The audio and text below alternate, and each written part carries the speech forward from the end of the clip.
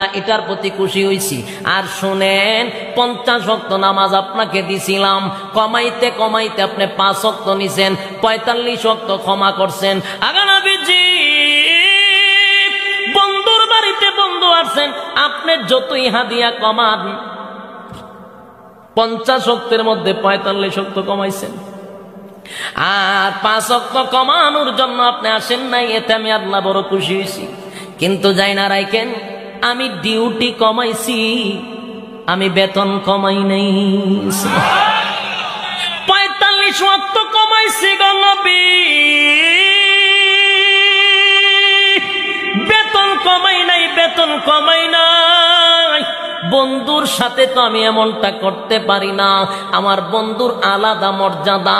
তাই আমি আপনারে ঘোষণা দিলাম, 5 ওয়াক্ত নামাজ লইয়া আপনি উম্মতের কাছে চলে যান।